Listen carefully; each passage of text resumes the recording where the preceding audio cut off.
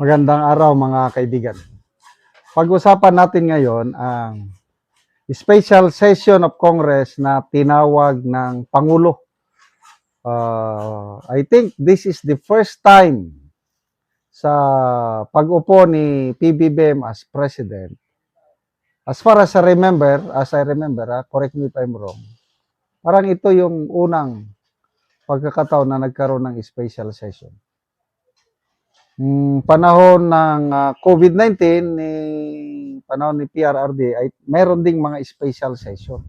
But this one is, nagkakaroon lang ng special session kung may sakuna, may disaster, may emergency.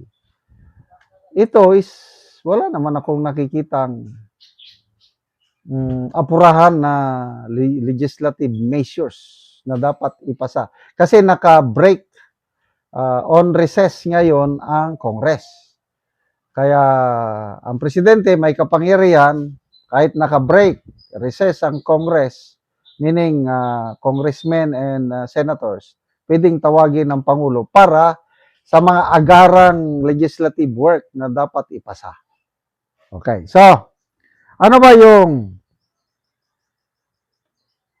Proclamation number 1318 signed on June 15. President Marcos officially convened the special session starting June 17, 2026. So anong mangyari?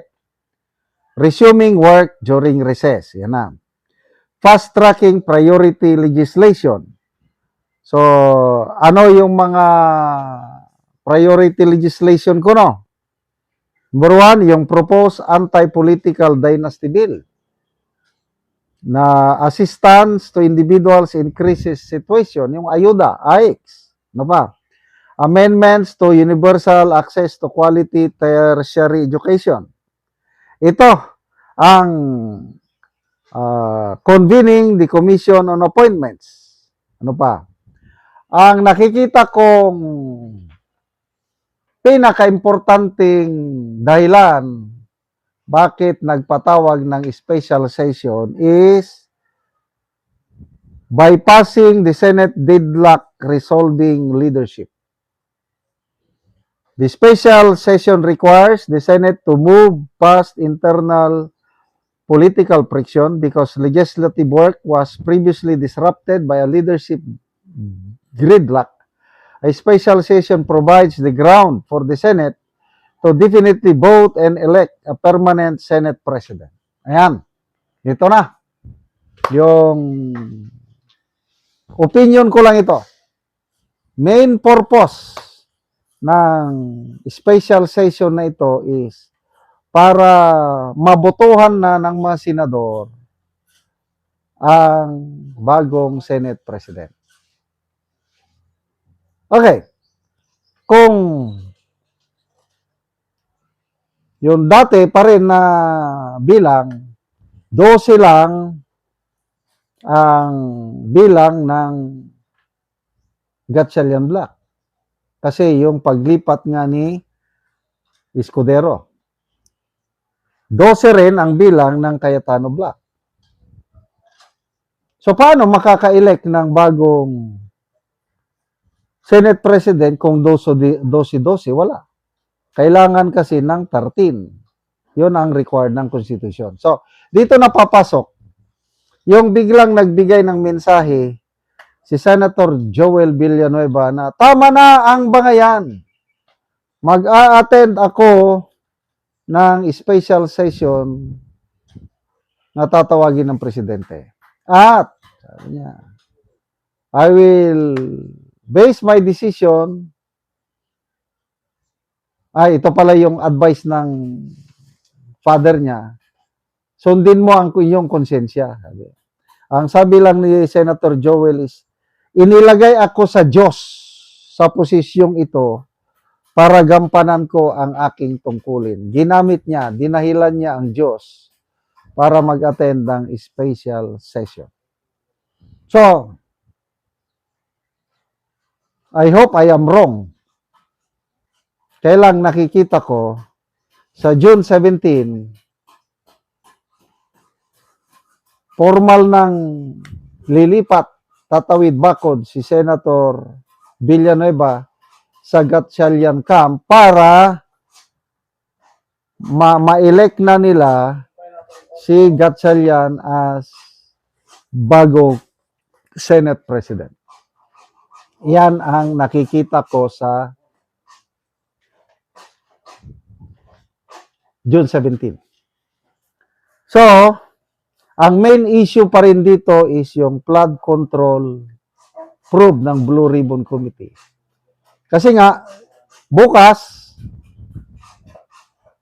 yung Marcoleta guys sa Cayetano Block, itutuloy nila ang Blue Ribbon hearing nila on bukas. I believe tatawagin na yung additional 14 Marines, magsasalita sila. O at least, mapapakinggan ng publiko ang kanilang testimonya. Pag walang leadership change sa Senado, tuloy-tuloy ito. Kaya kailangan makagawa sila ng paraan para ma-stop ang Blue Ribbon hearing ng Cayetano Marcoleta Block. Kaya nga, June 17, posibleng mangyari na magkaroon na ng bagong majority 13 para mabutuhan nila si Gatchalian as Senate President and then reorganization yung Blue Ribbon Committee na na-organize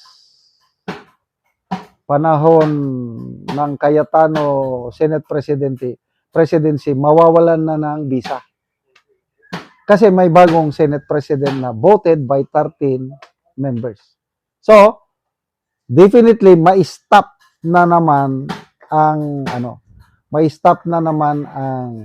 hearing. But anyway, okay na lang sa akin. Kung ganyan ang mangyari, wala tayong magagawa. Ganyan talaga ang laro sa politika. But tomorrow, hindi nila mapipigilan. Kaya ibuhos na natin bukas. Lahat ng dapat ilabas nila, ilabas na. And then makinig tayo ng humusga kung tama ba ang sinasabi ng Brave 18 at saka yung 14 at saka yung 7 kung meron pa. So, good luck sa bagong Senate leadership sa June 17 kung matutuloy na tatawid na si Senator Joel Villanueva. Salamat mga kaibigan sa inyong pagsubaybay sa channel nito. Nakakatulong kayo ng malaki sa tribong Talanding ng Bukidnon dahil ang income natin sa channel nito is pantulong po sa tribo. Namimigay tayo ng libreng yero at pako para makapagpatayo sila ng mas maayos na tirahan. Panoorin yung video nito. Ang balay ni Kuya sa tagaan na Mugiro, so mag-atop na siya. Siya nang gitang-tang ang ilang mga atop nga silupin lang. Dimulis kay kano maginapang. Mga silupin lang, so kuwao na. O, pilagid ka tuig nga ang ilang balay. Inaan lang ang itsura o. Mga silupin lang.